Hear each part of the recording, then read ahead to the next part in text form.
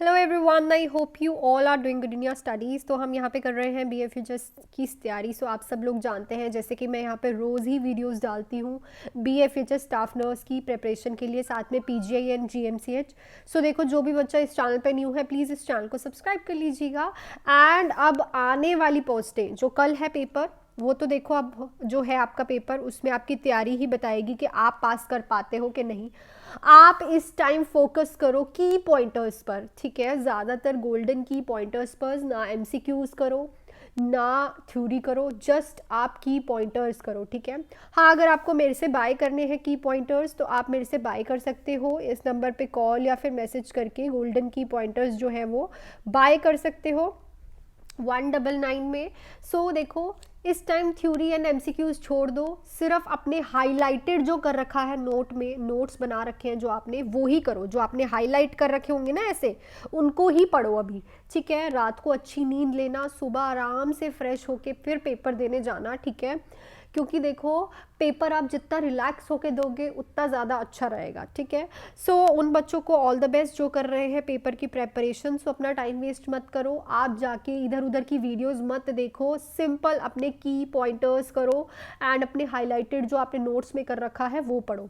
अब आने वाली जो स्टाफ नर्स की पोस्टें हैं, उन बच्चों के लिए जो जो बच्चा जुड़ना चाहता है, मेरे साथ प्रिपरेशन करना चाहता है, BFUHS, GMCH, PGI और एम्स की जो 9 से 6 की प्रिपरेशन मेरे साथ करना चाहता है, तो इस नंबर पे कॉल करके फुल थ्योरी बैच ज्वाइन कर सकता है, MCQ बैच ज्वाइन कर सकता है, important topic plus MCQ batch जो है वो ज्वाइन कर सकता है। देखो, ये तीनों बैच ही बहुत ज़्यादा इफेक्टिव हैं। आपको रिजल्ट शो हो जाएंगे कल के पेपर के बाद, जो मेरे बच्चे क्लियर करने वाले हैं पेपर, जैसा मेरा कंटेंट है। सो आप ज्वाइन कर सकते हो मेरे को इस नंबर पे कॉल या फिर मैसेज करके। तो अपने क्वेश्चन पे चलते हैं। So which type of anaemia is diagnosed with Schilling test. तो जो शिलिंग टेस्ट होता है उससे कौन से टाइप ऑफ एनीमिया जो है डायग्नोज करते हैं? Plastic, pernicious, megaloblastic, iron deficiency anaemia. So आप लोगों को पता ही है, परनीशियस एनीमिया, B12 की डेफिशिएंसी वाला जो एनीमिया है वो शिलिंग टेस्ट से आप diagnosed करते हो। The primary health care provider has written a prescription for a client diagnosed with diabetic gastroparesis to receive metoclopramide 4 times a day। The nurse schedule this medication to give at which time. So देखो, एक primary health care provider ने prescribe किया है, एक client है उसको diabetic गैस्ट्रोफेरेसिस है, ठीक है। मेटाक्लोप्रोमाइड आपको पता है मोर्टेलिटी कम करने के लिए अपर गैस्ट्रोइंटेस्टाइनल की दी जाती है, 4 बार दे रहे हैं उसको दिन में। तो कब कब आप ये मेडिकेशन दोगे? With each meal at a bed time, 30 minutes before meal at bed time, 1 hour after each meal at bed time, every 6 hours spaced evenly. देखो, जब जब खाना खाते हैं, ठीक है, उसके 30 मिनट्स पहले जो है आपको मेटाक्लोप्रोमाइड देनी पड़ती है, ताकि उस पेशेंट को वो खाना वॉमिट ना हो, ना उस पेशेंट को नोजिया फील हो, क्योंकि ये मोर्टेलिटी कम करता है, ठीक है, जिससे पेशेंट को नोजिया एंड वॉमिटिंग फील नहीं होती। तो 30 minutes before meal at bed time आप हमेशा इस जो मेडिकेशन को हो दोगे। The nurse is caring for client who has just her mastectomy, which exercise should the nurse assist the client doing first 24 hours after the surgery. देखो, 24 घंटे के बाद सर्जरी के मेस्टेक्टमी हुई है पेशेंट की, कौन सी आप एक्सरसाइज कराओगे? Head wall climbing, pendulum arm swinging, elbow flex and extension, shoulder abduction, internal rotation. देखो, 24 घंटे के बाद ना आप उसको कहते हो कि अपनी फिंगर्स को बंद कर, खोल, अपने पाम को थोड़ा सा हिला, ठीक है। दूसरा, अपनी आर्म को थोड़ा सा अंदर बाहर कर, मतलब मूव कर, एक्सटेंस। पर ज़्यादा हार्ड नहीं करवाते, नॉर्मल वाली कराते हैं, क्योंकि 24 घंटे के बाद अभी भी ताज़ा ताज़ा ऑपरेशन होता है। सो ज़्यादा लोड ना डाल के हल्की सी आप सिर्फ एल्बो की फ्लेक्शन एंड एक्सटेंशन, एंड जो आपकी फिंगर्स होती है पेशेंट की, उसकी flexion and extension. Next, the nurse has assisted the primary health care provider in placing central catheter, which priority action should the nurse take after the procedure। अगर एक nurse ने doctor के साथ assist किया है, एक पेशेंट के central catheter डला है सबक्लेवियनली, तो कौन सा प्रायोरिटी ऐसा करेगी प्रोसीजर के बाद एक्शन? वो assure that the chest radiograph is done, obtain a temperature reading to monitor for infection, label the dressing with the date time of catheter insertion, monitor the blood pressure to check for fluid volume overload. So देखो, आपको ये check करना होता है chest radiograph done हुआ है कि नहीं, क्योंकि आपको पता है कि जब भी किसी की सेंट्रल वीनस कैथेटर रहता है, फर्स्ट कॉम्प्लिकेशन होती है निमोनिया होने की, ठीक है। सो इससे आपको पता चल जाएगा, एक तो पोजिशनिंग, दूसरी चेस्ट का प्रॉपरली फंक्शन चल रहा है, क्योंकि दिक्कत तो नहीं हो रही पेशेंट को। सो सबसे पहले अपने प्रोसीजर के बाद ये करवाना है।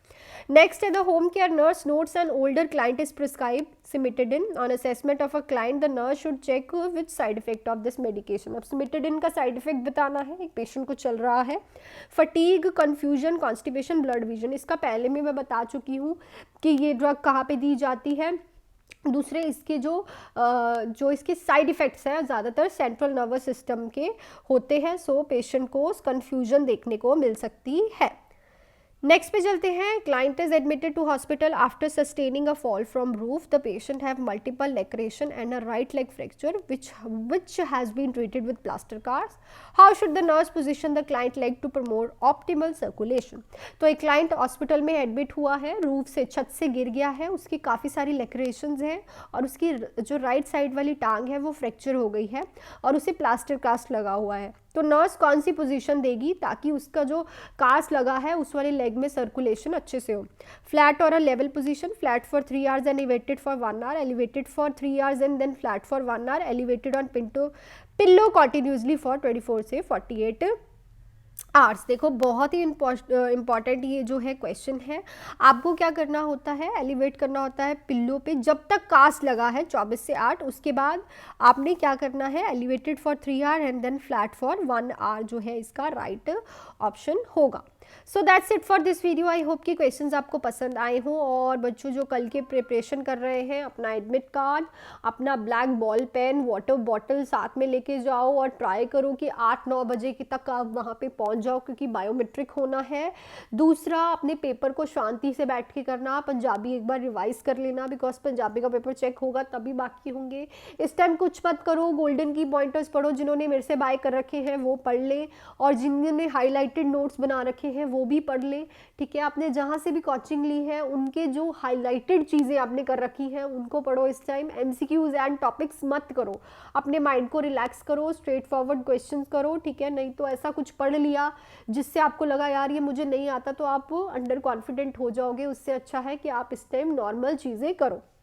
दूसरा, आने वाली वैकेंसीज़ के लिए अगर कोई भी बच्चा जुड़ना चाहता है मेरे साथ तो इस नंबर पे कॉल या फिर मैसेज करके फुल थ्योरी बैच जो 7 से स्टार्ट हो रहा है वो ज्वाइन कर सकता है। एमसीक्यू बैच स्टार्ट हो रहा है 7 से and important topic plus MCQ batch जो है वो स्टार्ट हो रहा है। कोई भी बैच आप ज्वाइन कर सकते हैं, बहुत ही अफोर्डेबल बैच है। 700-800 रुपीज़ में आपको इतने मंथ्स की वैलिडिटी मिलती है और आपके पास रिकॉर्डेड क्लासेस, टेस्ट सीरीज रहती है। सबसे इम्पॉर्टेंट संडे डाउट क्लास मैं बहुत रखती हूँ।